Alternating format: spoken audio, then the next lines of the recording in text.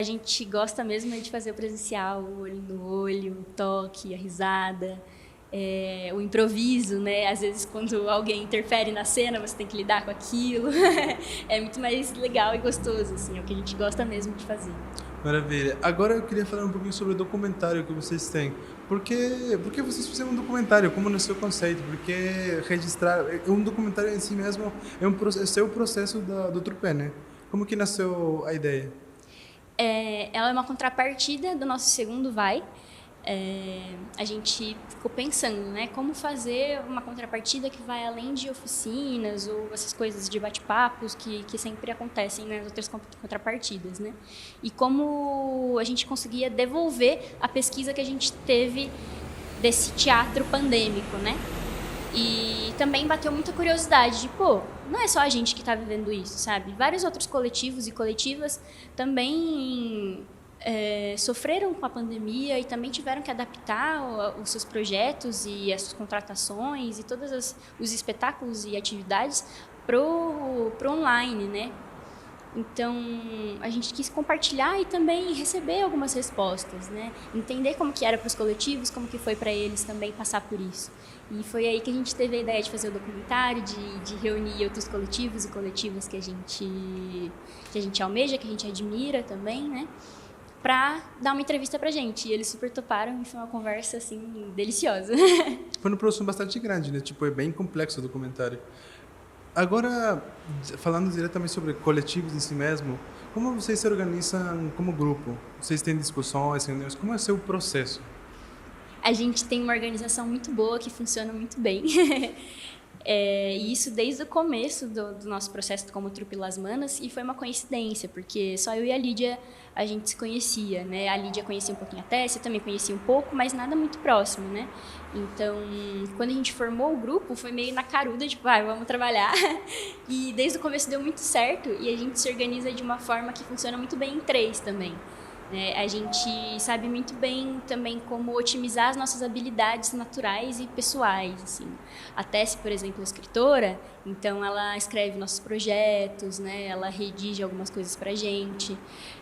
A Lídia é muito boa de exatas, então ela sempre trata dos orçamentos e de contas que a gente tem que fazer, enfim.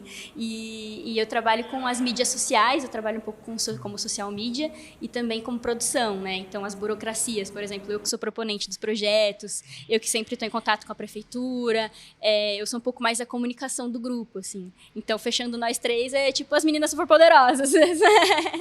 Dá super certo. Como vocês tomam decisões, por exemplo, as decisões importantes, podemos falar? Vocês decidem por votação? Como é aquela organização interna? É sempre dialogando muito, né? É sempre que a gente tem que decidir alguma coisa, mesmo que seja algo besta, a gente decide em coletivo, né? Se for uma coisa besta, a gente manda no WhatsApp mesmo. Tipo, gente, tá acontecendo tal coisa, tá? Vamos conversar para ver o que a gente acha. Quando são decisões mais grandes, a gente marca uma reunião, conversa, tal, dialoga. Se a gente tá tendo algum impasse de opiniões, a gente tenta entender qual que é o rolê, tenta unir todas as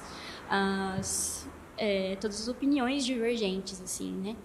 Mas, por incrível que pareça, normalmente a gente sempre tá bem alinhada, assim. A gente sempre tem opiniões e pensamentos um pouco parecidos, né? Então, quando diverge, assim, são raras as vezes, mas a gente tenta não ir para esse processo de votação, né? E sim para uma inclusão mesmo, né?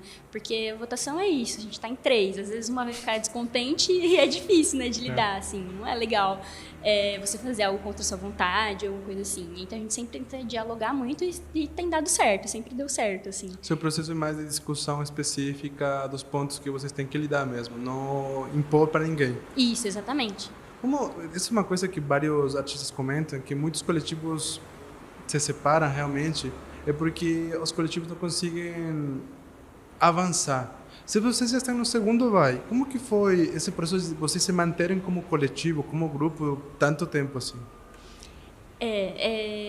Ainda que pareça bastante tempo, somos uma trupe bem nova, né? A gente tem 3 anos aí, estamos seguindo para o quarto e com muito louvor.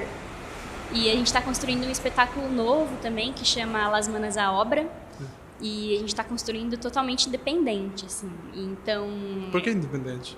porque a gente não tem dinheiro nenhum para construir. A gente está contando com broderagem, assim, de pessoas queridas, sabe? Com parcerias. A nossa diretora do Las Manas Apocalipse, por exemplo, que é a Gabi Zanola, ela entrou nesse Las Manas a Obra, que é o nosso terceiro espetáculo, o novo espetáculo, né?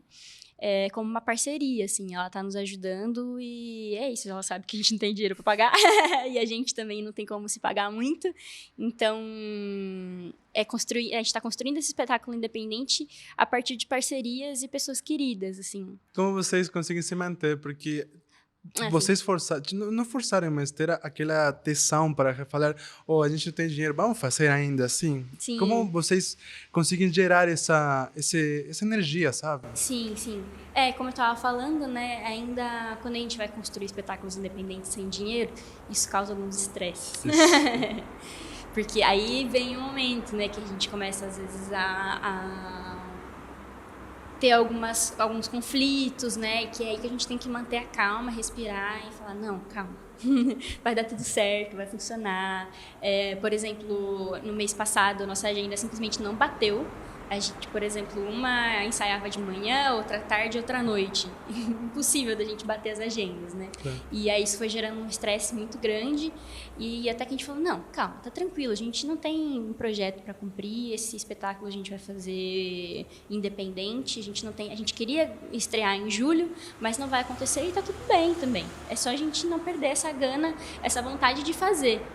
E isso a gente nunca perdeu, porque sempre surgiu muito a vontade de trabalhar juntas e principalmente de pesquisar a palhaçaria feminina, né? Claro. Porque essa pesquisa eu acho que é o que move muita gente. A gente ainda está entendendo o que é a palhaçaria feminina, né? Se a gente precisa realmente bater o martelo, levantar a bandeira em todos os espetáculos, se é só o fato da gente estar em cena já basta, só o fato da gente estar com uma ficha técnica inteira feminina já basta.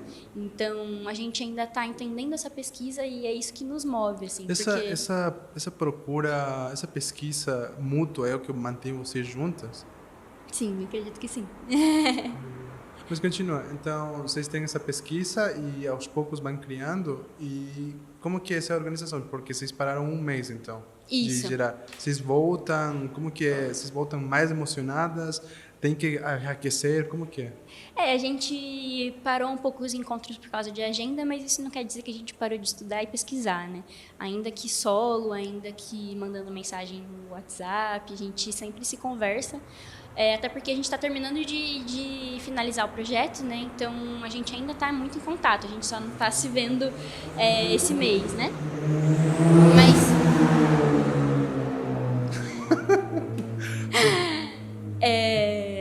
Mas ainda assim, essa pesquisa nos move, assim, é o que a gente gosta de trabalhar, né? A palhaçaria feminina e é o que a gente está tentando entender como funciona.